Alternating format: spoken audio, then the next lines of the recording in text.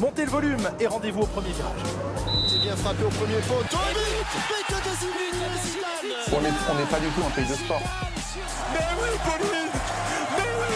C'est pas mais qu'est-ce qu'il fait, lui? Premier coup de pied franc, deuxième pénalité. Il n'y aura pas de podium pour le 4x4 français parce que là on revient pas. Oh là là, c'est bon. Quelle ligne droite. Quelle ligne droite. L'histoire du sport remonte à plus de 3 millénaires et pourtant les femmes y ont réellement trouvé leur place seulement le siècle dernier. L'exclusion des femmes remonte à l'Antiquité avec la discipline la plus commune et mythique de l'époque, la course de chars. Elles sont alors mises à l'écart du plus grand sport de l'époque. Bonjour à toutes et à tous et aujourd'hui dans ce deuxième podcast de l'année universitaire 2025-2026, nous allons parler de l'histoire des femmes dans le sport qui remonte à bien des années jusqu'à aujourd'hui. Comment elles ont réussi à se battre pour gagner en crédibilité et reconnaissance et comment elles continuent encore aujourd'hui de prouver leur place dans les pratiques sportives. Avant de débuter, j'ai une petite question pour vous. À titre informationnel, les premiers Jeux olympiques ont eu lieu à Athènes en 1896. Et selon vous, en quelle année a eu lieu la première participation des femmes au marathon des Jeux olympiques ? 1902, 1948, 1968 ou 1984 ? Vous aurez bien entendu la réponse durant votre écoute. Les premières femmes à pratiquer du sport se voient attribuer des conditions données par des hommes, avec une modération de l'intensité de l'activité par exemple. Elles doivent alors être gracieuses, pas trop musclées et viriles dans leur pratique. Elles sont clairement restreintes en fait, et certains sports de tradition masculine vont même leur être interdits. La femme qui est vue comme douce, féminine, élégante, même parfois fragile, ne doit pas se tourner vers des activités qui développent donc cette force ou cette puissance, mais plutôt vers des pratiques plus artistiques qui développent cette esthétique. Et c'est donc pour ça qu'elles vont pratiquer principalement des gymnastiques, toujours dans cette grâce et cette élégance. Les années passent et les femmes qui pratiquent des sports qui développent donc cette force ou cette puissance du corps se voient donner énormément de critiques sur le physique, comme tu as un corps d'homme, tu es trop musclé, tu as de gros bras. On peut prendre l'exemple de Amélie Mauresmo, où dans la presse et les interviews, son physique musclé est parfois plus le sujet de la discussion que son niveau et son jeu au tennis. La femme musclée casse alors tous les codes de la femme vue à cette époque, plus faible mais puissante et possiblement même plus forte que certains hommes. Et tout cela, ça passe pas. Comme si finalement, les femmes qui se rapprochaient du physique et des performances des hommes deviendraient des hommes. Et cela va même plus loin avec des contrôles de féminité. En fait, dès qu'une femme est vue comme trop performante, elle est suspecte de ne pas être une vraie femme. En 1966, la Fédération internationale d'athlétisme va mettre en place ce qu'ils ont appelé des contrôles de sexe. En plus de regarder les organes génitaux, des tests de force sont faits pour évaluer la puissance musculaire de la femme. Cela prouve bien, encore une fois, qu'une vraie femme, selon eux, est une personne moins musclée, moins forte et moins puissante. En 1968, c'est carrément des tests chromosomiques XY, et dans les années 2000, ça continue avec des dosages de testostérone. Caster Semenya, athlète de haut niveau, en est le parfait exemple. Son corps jugé trop musclé et trop viril est le sujet phare de tous, là où Usain Bolt se voit lui acclamer de toutes ses performances. Ça serait d'ailleurs très intéressant que je vous parle encore de son histoire dans un autre podcast. Et donc une féminité qui en devient presque obligatoire pour de nombreux athlètes, mais qui restreint donc par conséquent leur performance. Un passage dans le documentaire d'Arte Toute musclée qui m'a profondément marqué et dont j'aimerais vous parler car j'essaye souvent de faire comprendre que malheureusement ce sujet est encore d'actualité. Iris Marion Young, en 1977, a exprimé une phrase féministe très connue, lancée comme une fille. En fait, on s'aperçoit qu'en observant les garçons quand ils ont une balle dans les mains et qu'ils doivent la lancer, ils vont utiliser tout leur corps et leur puissance pour exprimer ce mouvement. En revanche, les filles, elles, n'engagent pas tout leur corps, je cite, elles restent plantées sur place. Elles n'utilisent que le bras pour lancer la balle qui du coup ne va pas très loin. Et en fait, ça, c'est clairement le signe pour Young, je cite, d'une socialisation première des filles qui est synonyme d'une forme d'interdit de l'action ou de projection dans le monde. Nicole Abar, ex-footballeuse internationale, explique aussi très bien que dès 4 ans, les petites filles ont déjà un retard, même selon elle un handicap qui s'est créé par rapport aux garçons de leur âge. Que tout ça c'est dû au regard, aux commentaires et à la façon dont on va entourer l'enfant, qui lui fait comprendre qu'il fallait qu'elle limite son espace ou sa motricité. On pousse les garçons à explorer l'espace, à grimper, à monter, à courir, tandis qu'on va retenir les filles. Attention, tu vas tomber, tu vas te faire mal, tu vas salir ta robe. Et une compétence qu'on n'utilise pas, on la perd. Elles doivent donc redoubler d'efforts pour atteindre le niveau des garçons quand elles seront plus grandes. Et des articles aussi comme Camille Milan ou Pascal Molinaire sont super intéressants sur ce sujet, car ils montrent que les stéréotypes ont une réelle influence sur la performance et la motivation des femmes dans le sport. On peut donc clairement dire qu'elles manquent cruellement de reconnaissance, et même encore aujourd'hui. Les questions sur la performance, sur la carrière sportive, en fait, sont très souvent délaissées pour laisser place à des questions sur la vie privée et parfois donner lieu à des remarques déplacées et des commentaires sexistes. Un exemple parmi tant d'autres, mais durant la cérémonie du Ballon d'Or en 2018, d'ailleurs la première année où le Ballon d'Or est également remis à une femme, la meilleure joueuse de l'année, la Norvégienne Ada Egerberg, se voit attribuer le Ballon d'Or féminin et le DJ Martin Solveig s'est permis une question plus que déplacée à la gagnante: est-ce que tu sais twerker? Ou encore Philippe Candeloro, connu pour ses discours toujours très féministes, qui commente un passage de la patineuse italienne Valentina Marchei en disant, je cite, « Ah, elle a beaucoup de charme Valentina, un petit peu comme Monica Bellucci, peut-être un peu moins de poitrine, mais bon. » Ou encore devant la performance de la patineuse Kathleen Osmond, « En tout cas, moi je connais plus d'un anaconda qui aimerait venir l'embêter un petit peu, cette jeune Cléopâtre canadienne. » Et ces discours datent de 2021-2022. Faut bien se rendre compte que c'était hier. Les JO vus par Pierre de Coubertin étaient donc du sport fait par les hommes et les femmes avaient pour rôle d'applaudir. En 1935, il évoquait ceci lors d'un entretien radiodiffusé. Le véritable héros olympique est à mes yeux l'adulte mâle individuel. Je n'approuve pas personnellement la participation des femmes à des concours publics. Aux Jeux olympiques, leur rôle devrait être surtout, comme aux anciens tournois, de couronner les vainqueurs. Alice Milia, grande dirigeante internationale du sport des femmes, n'est pas d'accord avec ça et va créer des organisations non mixtes uniquement féminines où seulement les femmes peuvent y adhérer et pratiquer. C'est un combat qu'elle va décider de mener jusqu'au plan international. On est en 1921 où elle va alors participer à la création de la Fédération sportive féminine internationale. Et en 1922, c'est alors les premiers Jeux mondiaux féminins, une indépendance des femmes dans une époque encore trop réticente pour ça. Ils vont alors les accepter, mais en décider pour elles les règles, les tenues, ce qu'elles doivent porter ou pas et les règlements. Jeux olympiques 1928 à Amsterdam, coup de théâtre.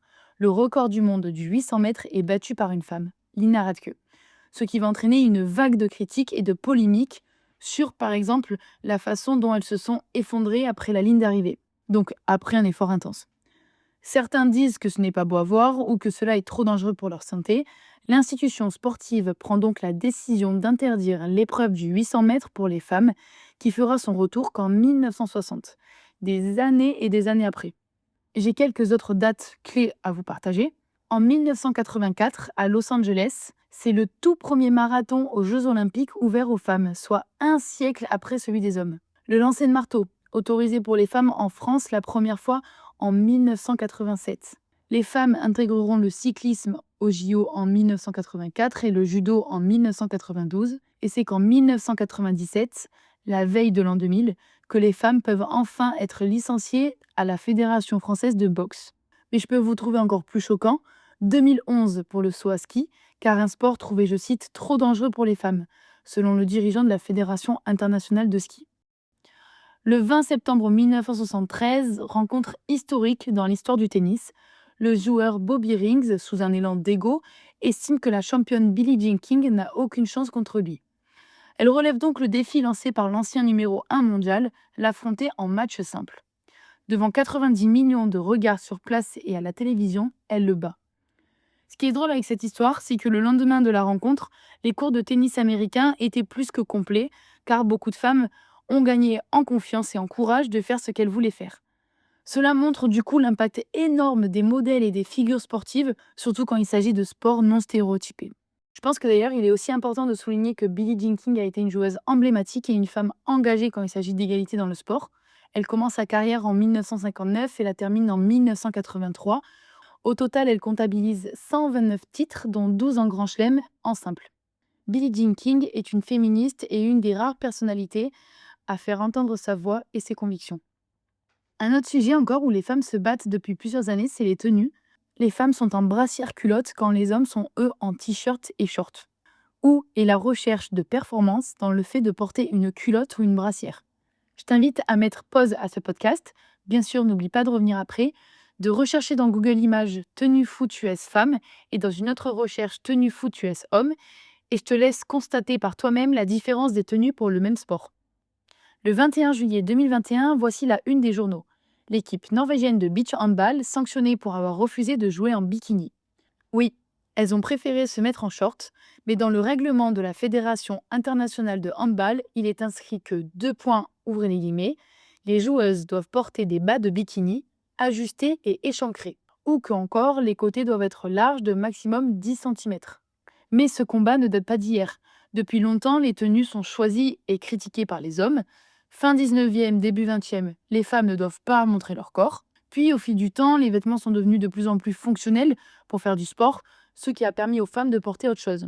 Suzanne Lenglen va être l'une des premières à révolutionner la tenue des tenniswomen en laissant les jupes longues et encombrantes pour des jupes plissées plus courtes et plus fluides, ce qui va donner une joueuse de tennis plus à l'aise dans ses mouvements et plus performante, même si le fait de montrer ses genoux à cette époque est quelque chose qui ne s'est jamais fait. Puis les tenues sont influencées et choisies par l'économie et le marketing, où on doit montrer de plus en plus de peau. Il faut faire vendre, attirer et divertir. Les shorts des footballeuses raccourcissent, les t-shirts sont de plus en plus près du corps, les patineuses à qui on voit toute la culotte face à un homme en pantalon, les sportives sont clairement sexualisées. En 1987, sur le plateau de l'émission À chacun son tour, le cycliste Marc Madiot, assis face à Ginny Longo, cycliste française, dit ça. Je suis contre le cyclisme féminin, c'est mon opinion personnelle, si je n'aime pas le cyclisme féminin, j'ai le droit de ne pas l'aimer. Si elles veulent faire du vélo, c'est leur problème, puis s'adresse à Ginny Longo en lui disant qu'elle est moche dans l'effort, et continue en ajoutant qu'il regardera le cyclisme féminin le jour où elles mettront des maillots un peu plus jolis et des cuissards un peu plus jolis. Ce discours montre bien du coup comment certains ne regardent pas les femmes pour leurs performances sportives. Et je pense que pour finir, le sujet phare qui différencie principalement les sportifs des sportives, c'est la reconnaissance professionnelle et économique des femmes. L'égalité salariale est un combat encore actuel dans quasi toutes les disciplines. Le tennis, lui, est l'élève modèle, mais ça n'a pas toujours été le cas. Aucune bourse d'études n'était accordée aux femmes sportives, contrairement aux sportifs. Et en 1972, c'est là où tout change. Quand Billie Jean remporte l'US Open, elle se rend compte en fait qu'elle gagne 11 fois moins que le vainqueur du tableau masculin. Les autorités du tennis refusant d'accorder aux femmes les mêmes récompenses qu'aux hommes, elles décident avec 8 autres joueuses de boycotter le circuit officiel. Elles se nomment les Original Nine et elles vont créer leur propre circuit, le Virginia Slim Circuit. Elles seront donc privées de participer au tournoi de la fédération de tennis, mais le Virginia Slim Circuit est un succès, donc la fédé capitule et vont fusionner ensemble. Par conséquent, l'US Open est le tout premier tournoi à accorder le même montant de gains aux femmes qu'aux hommes, dès 1973. Roland-Garros a lui mis en place cette égalité des primes depuis 2007, et des disciplines comme le biathlon, le surf ou encore le CrossFit Games suivent les mêmes règles. Lors du documentaire Toute musclée, Cécile Autogali, historienne, explique parfaitement les inégalités en disant ça. L'histoire d'une sportive, c'est l'histoire d'une lutte contre un certain nombre d'inégalités, inégalité d'accès, inégalité de traitement et inégalité de reconnaissance. On n'accorde pas les mêmes valeurs que ce soit en termes médiatiques ou financiers aux sportives. Selon l'UNESCO, en 2003, seulement 13% des revenus générés par le sport mondial vont aux femmes. Les footballeuses gagnent en moyenne 15 fois moins que les hommes, et ces écarts ne touchent pas que le foot. Ou encore, la parité médiatique est loin d'être parfaite. Les médias sportifs consacrent seulement 15% aux athlètes femmes. Et puis, il faut faire aussi le tri dans les médias quand on va parler de la performance sportive et pas de leur physique, de leur tenue ou de leur vie privée. Pour vous donner quelques exemples de ces inégalités, Anne-Fleur Marxer remporte une compétition de snowboard freeride et gagne un t-shirt, quand le gagnant chez les hommes, avec cette même figure, gagne un voyage à Hawaï. Melissa Plaza, ex-footballeuse internationale, a subi aussi des différences de traitement. Avec son équipe, elles avaient des quarts de terrain à la nuit tombée, des équipements toujours trop grands, des vestiaires insalubres de 9 mètres carrés. Et elles s'entraînaient autant que les hommes, voire 2 fois plus, car elles avaient tout un travail à côté parce que personne ne vit en France avec 400 € de salaire. En cyclisme sur le Tour d'Italie, le vainqueur remporte 200 000 € contre 525 € pour son homologue féminine. Mais du coup, les exemples comme le tennis ou le surf montrent bien que l'égalité est un choix. Le problème qui persiste est que le sport féminin est moins rentable, mais il est aussi moins médiatisé. Donc il rapporte en conséquent moins d'argent, donc on le médiatise moins. Et donc les sportives vont aussi être moins payées. Enfin, pour faire clair, c'est une boucle infernale. Plus la presse va parler des exploits des sportives ou diffuser à la télévision à des heures et sur des chaînes accessibles, plus elles auront la chance de trouver des contrats de sponsoring, d'attirer un public et d'être suivies, ce qui va permettre de financer leur carrière sportive. D'autant plus que lors de la Coupe du monde féminine de football en 2023, il y avait plus de 2 milliards de spectateurs qui ont suivi les matchs. Ça montre bien qu'il y a un potentiel. Pour finir ce podcast sur une touche positive, les Jeux Olympiques de Paris 2024 ont été les tout premiers à être parfaitement paritaires, où il y avait autant d'athlètes femmes que d'hommes. Et imposer une parité est un début, comme l'égalité du salaire, c'est un choix qui permet de faire bouger les mentalités et les sociétés. L'histoire des femmes dans le sport, qui n'oublions pas à la base est un milieu d'hommes, est donc finalement un combat permanent. Voilà, c'était un petit résumé sur l'histoire des femmes dans le sport. Même s'il y a encore beaucoup à dire, j'espère que ce podcast vous a appris des choses. Et moi, je vous dis à très vite pour d'autres épisodes. À bientôt!